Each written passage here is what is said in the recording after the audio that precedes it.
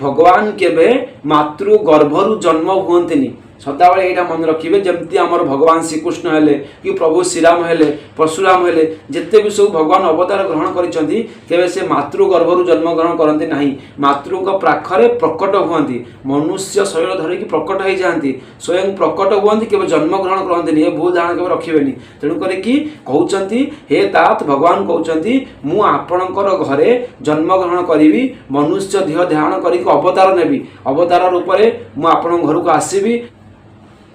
नमस्कार जय जगन्नाथ शुभ संध्या समस्त को बर्तमान आम रामचरितमानस पढ़ा प्रभु श्रीराम कथा जाना एवं आम रामचरितमानस आरंभ करूँ आपण सामने आ मो पाखे अच्छी बालकांडर 151 नंबर दोहा सहित 4टा चौपाई आज मुझे 151 नंबर दोहा शुणेबी आजिर दुहारे अच्छी केमिति मनु आउ सतरूपा भगवान को प्रार्थना करिकी भगवान को तपस्या करिकी भगवान को वरदान प्राप्त करिकी जाइकी इंद्रंकर जो राजधानी रे से माने वास करिसंती भगवान तांको कहउचंती कि तुमे अयोध्या किछि दिन से बास करसाला परे तुम्हें अयोध्या जाइकी राजा रानी भाव में जन्म ग्रहण करिवो। तो आज आम से विषय पढ़ा कौन आगक अच्छी 151 नंबर दुहा सहित 4टा चौपाई आसतु आज्ञा एवं रामचरितमानस आपण सामने आरंभ करुच्ची।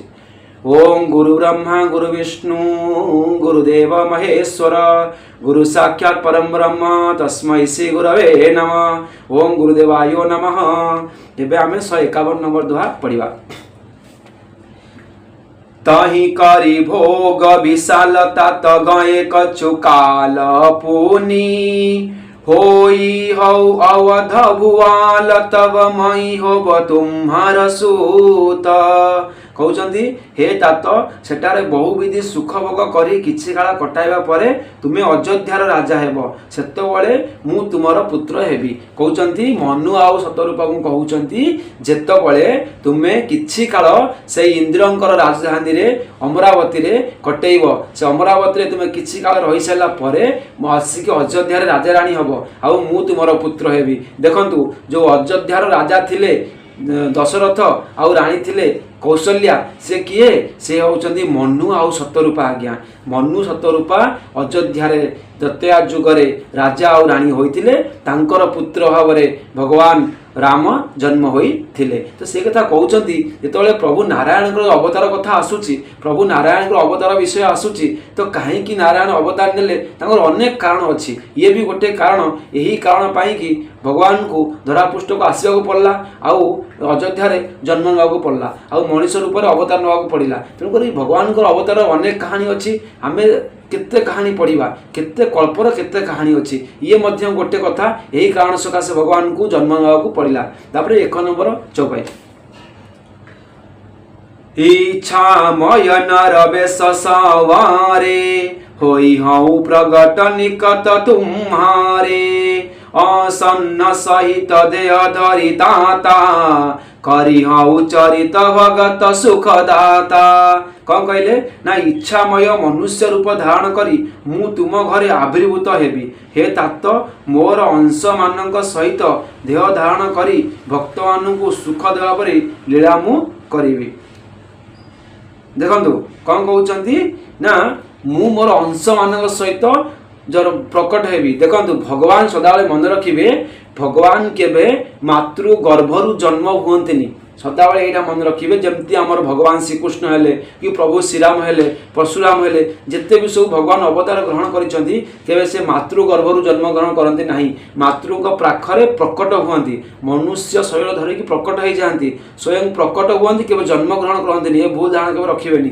तेणुक कहउचंती हे तात भगवान कहउचंती मु आपणकर घरे जन्म ग्रहण करी मनुष्य देह धारण करी अवतार नेबी अवतार रूप में मु आपण घर को आसबि आउ मोर अंश मानक सहित मु जन्म ग्रहण करी आउ मु मोर लीला करी अंश मानक सहित जमी नारायण गदा है नारायण शंख है नारायण जो अनंत साप है से समस्त जो आसर चारि भाई रूप में आसती आप जानी लक्ष्मण शत्रुघ्न भरत आउ प्रभु श्रीराम चारि भाई आसती से चारि भाई किए भगवान नारायण समस्त अंश से अंश समस्ते धरापृष्ठ लीला करिसेंती आ मनुष्य मान को बहुत किसी शिक्षा देकी पुणी लीला को समाप्त करिसेंती।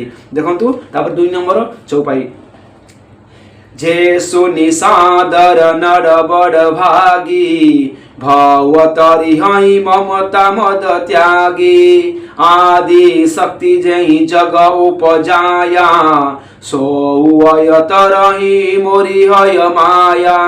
कौन कहले ना अत्यंत भगवान अत्यंत भाग्यवान मनुष्य मानकर आदर सहित से लीला सहित श्रवण करी ममत्व मद त्याग करी भवसागर तरीजे। कौन कहते ना मु जो लीला करी ए संसार रे जो मनुष्य माने अच्छी से लीला को देखिकी से लीला किसी शिखिकी ए भवसागर तरीजे। मनुष्य मानकर ए संसार उद्धार निमंते मु जन्म ग्रहण करी मु अवतार ग्रहण करी प्रभु श्रीराम कहते मनु आउ सत्य रूपांको। तापर कौन कहते जो आदि शक्ति ठारू जगत उत्पत्ति होइछि मोर स्वरूप भूता से माया मध्य अवतार ग्रहण करिवे। आदि शक्ति किए माँ सीता कहते जो आदि शक्ति ठारू ये धरापुरुष जन्म होइछि से आदि शक्ति मध्य जन्म हेबे मनुष्य रूप रे और से मध्य माया करिवे से मध्य लीला करिवे। तो आदि शक्ति सेति कि माँ सीता मध्य अवतार ग्रहण करथिले माँ आदि शक्ति।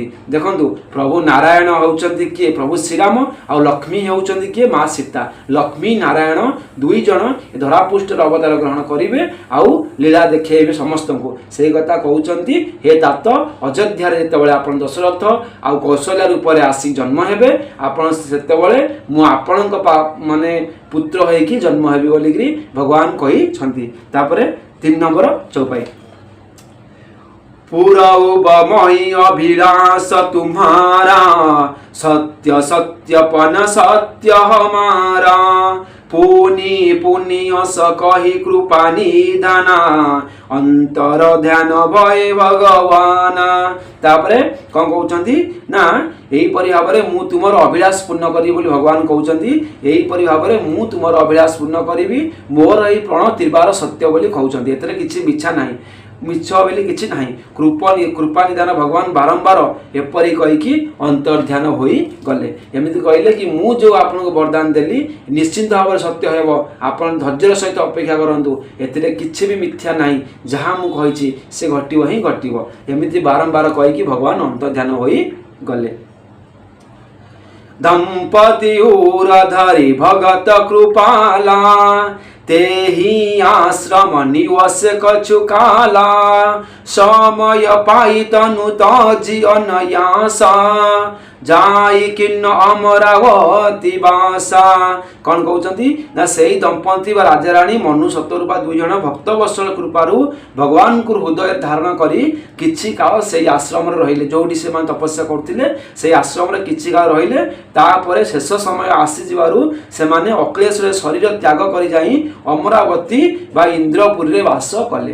देखंत आज्ञा जेतेबेले भगवान तांको वरदान देकी जाइछंती किछि दिन से आश्रम रे से निवास कले वास कले जेसर शेष समय आसी जाइछि से देह त्याग करिकी जाइकी अमरावती इंद्रंकर राजधानी रे निवास करिसंती। आ सेठी किछि काल वास करसला परे पुन जाइकी अयोध्या रे माने दशरथ आउ माँ कौशल्या रूप जन्मग्रहण करिसंती। सेठी तांकर अवतार ग्रहण होइछि बा सेठी से माने जन्मग्रहण करिकी पुन तांकर आउ थरे तांकर लीला चली तांकर पुत्र रूप में भगवान जन्मग्रहण करिसंती। आमे आगु पढ़िबा आउ कोन अछि काली की पढ़िबा 152 नंबर दोहा सहित 4टा चौपाई। वर्तमान तो आमको समय इशारा गलानी आमे एउटु विदाय नवा पुन देखा काली संध्या रे रामचरित मानसर बाल कांडर 152 नंबर दोहा सहित 4टा चौपाई। रहिले आज्ञा। श्री राम जय राम जय जय राम।